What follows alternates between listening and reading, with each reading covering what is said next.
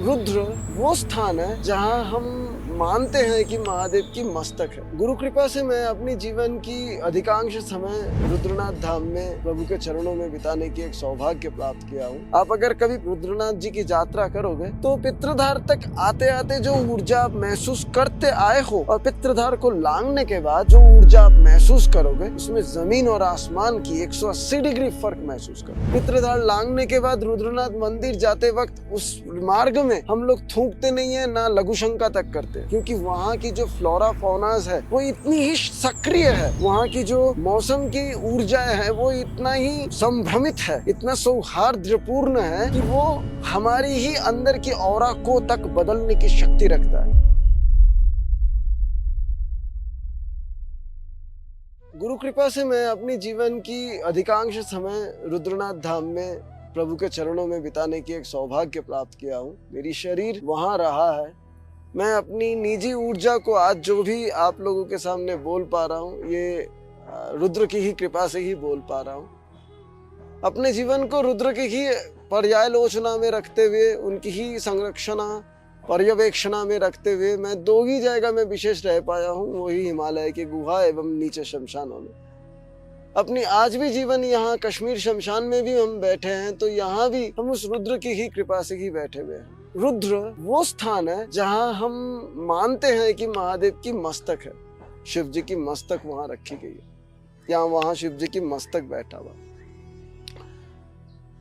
तो मैं जहाँ तक देखा हूँ, अगर तुम लोग रुद्रनाथ धाम को देखे हो, वहाँ कोई हाई एंड कंस्ट्रक्शन हो नहीं सकता है। वो एक लगभग 60 डिग्री इंक्लिनेशंस में वो पूरी पहाड़ में वो मंदिर है, और वो 60 डिग्री में कोई हाई एंड इंक्लिनेशन, उतनी ऑल्टीट्यूड में, उतनी इंक्लिनेशंस में और उतना फ्रेजाइल पहाड़ में हम होटल मोटेल तो नहीं बना पाएंगे। तो वो बराबर के लिए ही एक आध्यात्मिक क्षेत्र प्राकृतिक रूप से ही बनी रहेगी।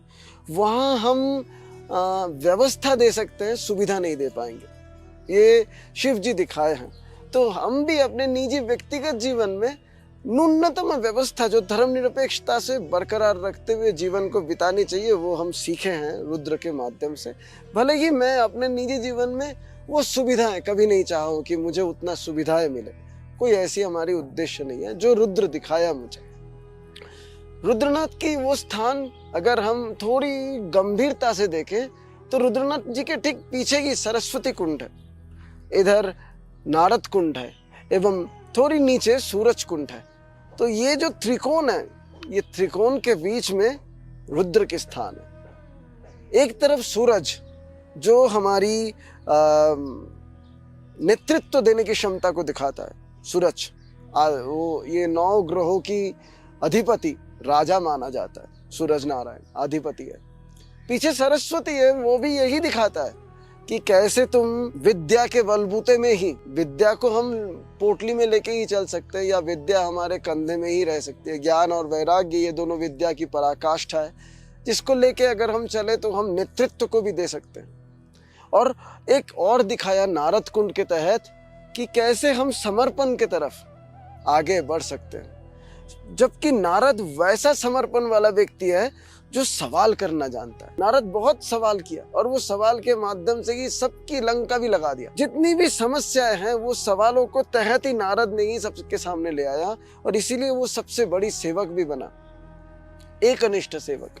और इसीलिए नारद के ऊपर ही ऋषि मुनि लोग एक दायित्व दिए कि जब 6 महीना कपाट बंद रहेगा उस समय ये पंच केदार और चारों धाम की जोत बाती की, दिया जलाने की, पूजन अर्चना की, जो भी ये सारे उपासनाओं की जिम्मेदारी नारद जी रखते हैं। होरा में भी जो ज्योतिष शास्त्र में होरा होता है, उस होरा में भी नारद की भी एक होरा रखी गई है। वो होरा के तहत ही हम लोगों को पता चलता है कि इसके अंदर नारद की प्रभाव कितने हैं। अगर ज्योतिष लोग ये बात को अच्छे से समझ पाएंगे कि नारद की होरा के तहत क्या विश्लेषण होता है और कैसे उसकी पर्यालोचना होता है। जबकि ये 3 नारद कुंड, सरस्वती कुंड और सूरज कुंड, इस 3 के बीच में जो हमारी मध्यमा में जो हमारी रुद्रधाम बैठे हुए हैं, रुद्रनाथ जी साक्षात वहाँ बैठे हुए हैं, वो एक प्राण केंद्र है। ठीक यही प्राण केंद्र की एक और पीछे थोड़ी और दूर अगर तुम लोग कभी जानते हो, गए हो, तो वहाँ नंदी कुंड भी मिलती है। नंदी कुंड महादेव का हृदय माना जाता है। जैसे पंच केदार में तुम अभी सुने कि केदारनाथ पे पीठ है, मदमेश्वर में नाभि है, तुंगनाथ पे हाथ है, रुद्रनाथ पे मुखमंडल है एवं कल्पनाथ जी में उनकी जटाएं हैं, ठीक नंदी कुंड में उनकी हृदय है। वो हृदय जहाँ उनकी स्पंदन आज भी अनुभव होता है।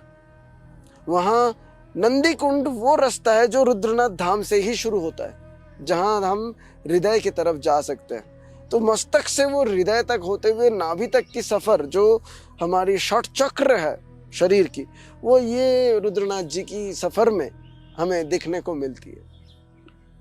एक यहाँ और भी विशेष बात आता है, थोड़ी अगर बृहद रूप से देखें तो पितृधार बोल के एक जगह आता है। ये पितृधार ये वो जगह है जहाँ हम महसूस कर सकते हैं कि पितरों की अवस्थान कैसी है। दरअसल वो पितृधार भी उसकी नाम है, पवित्र धार भी उसकी नाम है।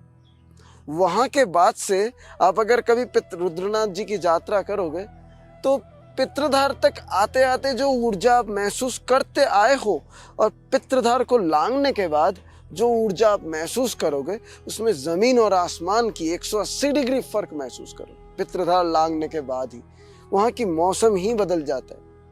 एक समय, आज तो आधुनिक बहुत ही यात्री लोग आते हैं वहाँ टूरिस्ट के हिसाब से, पर एक समय मैं आज भी ये नियम फॉलो करता हूँ या पालता हूँ, जब हम पितृधार लांघ लेते हैं तो हम थूकते नहीं हैं। पितृधार लांघने के बाद रुद्रनाथ मंदिर जाते वक्त उस मार्ग में हम लोग थूकते नहीं है, ना लघुशंका तक करते हैं, क्योंकि वहाँ की जो फ्लोरा फौनाज है वो इतनी ही सक्रिय है, वहाँ की जो मौसम की ऊर्जाएं है वो इतना ही संभ्रमित है, इतना सौहार्दपूर्ण है कि वो हमारी ही अंदर की ऑरा को तक बदलने की शक्ति रखता है। वहाँ हम लोग अगर थोड़ी सचेतनता से यात्रा करें तो वास्तविक रूप से ही हम लोग रुद्र की जो वो मुख्य ऊर्जा उनके मुखमंडल में है उसको हम प्राप्त कर सकेंगे, उसको हम अपने जीवन में स्थापित कर पाएंगे, उसको हम अपने जीवन में ले आके नीचे अपनी ये दुनियादारी में भी एक नेतृत्व बोध दे पाएंगे। क्योंकि शिव वैसा सन्यासी या वैसा योगी बना के देखना नहीं चाहता है कि आग लगे बस्ती में बाबा अपने मस्ती में, ये शिव जी को पसंद नहीं है। शिव जी वैसा भगत को पसंद नहीं करते हैं जो केवल मात्र सिर्फ समाधि समाधि ही चाहते हो। शिव जी अपने आप को सन्यासी होने के साथ साथ ही कर्म योगी भी बनाए। शिव जी ही वो ही देवता है जो समाधि के साथ साथ अपने आप को युद्ध क्षेत्र के लिए भी तैयार किए। कोई भी युद्ध हो, कोई भी नेतृत्व बोध हो, जहां बाकी देवता अपने आप को दूर लेके चले गए हैं उस विडंबना उस समस्या से, शिव जी के पास आके जब भी तुम बोले हो कि हे देवादिदेव ये समस्या में हम पड़े हैं, शिव जी तुरंत उसके निदान के लिए अगर खुद को भी गवारा रखना पड़े, खुद को भी अगर उतारना पड़े, तो शिव जी निष्कंटक रूप से अपने आप को उतारे हैं अपने भक्तों की सहायता के लिए। शिव जी ये बारंबार दिखाएं कि साधु की तपस्या से अगर भक्तों की कल्याण ना हो तो साधु तुम्हारी तपस्या मिथ्या है। तो शिव जी यहाँ हर वो काम करने के लिए तत्पर है जिससे तुम्हारी कल्याण हो, तुम्हारी ऊर्जा में और भी उत्कर्ष स्थापित हो, तुम्हारी ही ऊर्जा को तुम और विश्व व्यापक कर पाओ। ये शिव जी अपने रुद्रनाथ धाम से बारंबार दिखाएं। जबकि तुंगनाथ भी अच्छा है, केदारनाथ भी अच्छा है, ऐसा कोई नहीं खराब, पर रुद्रनाथ वो मस्तक है, इसलिए हम ये कहते हैं एक बात। तथा रुद्र की भी जो संहिता आता है उसमें भी आता है कि शिव जी की मस्तक वो होने के कारण हम लोग अपने दिमाग में ज्यादा किसी को चढ़ाते नहीं है, तो शिव जी भी अपने मस्तक में किसी को ज्यादा समय रखते नहीं है। वहाँ कुछ समय रहो फिर चलते बनो, आगे बढ़ा देते हैं। जैसे हम भी अपने दिमाग में ज्यादा किसी को चढ़ाते नहीं है, वैसे शिव जी भी रुद्रनाथ धाम में ज्यादा किसी को नहीं रखते, उनको भी पसंद नहीं है, कुछ समय रहने देते हैं फिर अपना रास्ता दिखा देते हैं, क्योंकि वहाँ उनकी मस्तिष्क है एवं वो उनकी मस्तिष्क से ही ये ब्रह्मांड को संचालित कर रहे हैं।